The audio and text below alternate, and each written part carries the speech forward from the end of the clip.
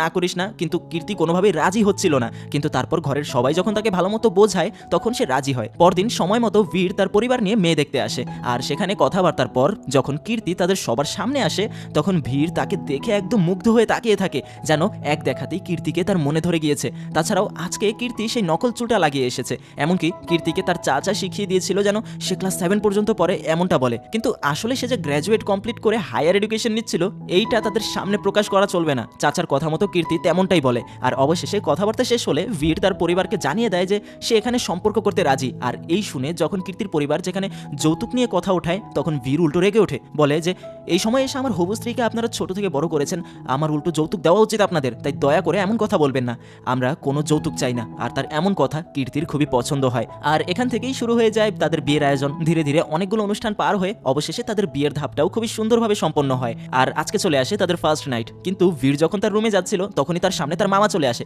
এই লোকটা আসলে নাটের গুরু, আসলে কোনো বিষয় বিগড়ে দেওয়ার আজ পর্যন্ত এই বীরের মামার শান্তি নেই। বীরের মামা তাকে ভালো মতো বুঝিয়ে দেয়, দেখ আজকের রাতটা তোর জন্য খুবই গুরুত্বপূর্ণ, তোদের দুজনের আজকে নতুন জীবন শুরু হতে চলেছে, তাই বউয়ের সামনে নিজেকে দুর্বল দেখালে চলবে না, এমন ভাবে কথা বলবি একদম কনফিডেন্ট থাকবি, কোনোভাবেই নিজের ওপর দিয়ে তার কর্তৃত্ব উঠতে দিবি না। আর অপরদিকে কীর্তিকেও তার চাচা আর তার দাদি সবকিছু ভালো মতো বুঝিয়ে দেয়, দেখ আজকেই তার সাথে তোর প্রথম কথা হবে, তাই কনফিডেন্ট থাকবি, কথাবার্তা ক্লিয়ারলি বলবি। তাছাড়াও কীর্তির মা কীর্তিকে শিখিয়ে দেয় স্বামীর প্রতি সে যেন শ্রদ্ধাশীল থাকে।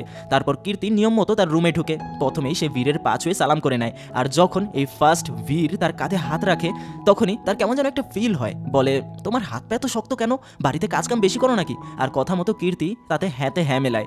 তারপর বীর একদম তার সাথে স্ট্রেটভাবে কথা বলে যে সে উপর থেকে দেখতে হাসি তামাশায় থাকলেও সে নিজের পার্সোনালিটি নিয়ে খুবই সিরিয়াস, তাই সকল বিষয় যেন কীর্তি সবসময় খেয়াল রাখে। এমনকি এখানে কীর্তিও তাকে সবকিছু খুলে বলার কথা চিন্তা করে যে বীরকে তার সম্পর্কে যা যা জানানো হয়েছে সে ওগুলোর সম্পূর্ণ উল্টো, কিন্তু এক সময় নিজের বাবার কথা চিন্তা করে সে আর কিচ্ছু বলে না। তারপর সেই রাতটা দুজনে খুব সুন্দরভাবেই কাটায়। কিন্তু পরদিন সকালে বীর যখন ঘুমিয়েছিল তখন কীর্তি খেয়াল করে রাতে কখন যেন তার মাথার আলগা চুলটা খুলে বীরের পিঠের তলায় গিয়ে ঢুকেছে। আর সেটাকে সে কোনো রকমে বের করে সোজা গোসলে চলে যায় আর নিজের আলগা চুল খুলে সে নিজের গোসল সেরে নেয়। কিন্তু যখন সে বের হয় তখন বীর তার চুলে হাত দিয়ে বুঝতে পারে সে গোসল করে আসলো কিন্তু চুল এখনো এত শুকনো, যার কারণে কীর্তি আবার সাথে সাথেই গোসলে ঢুকে পড়ে আর নিজের চুল খুলে সেটাকে শ্যাম্পু করে বের হয়।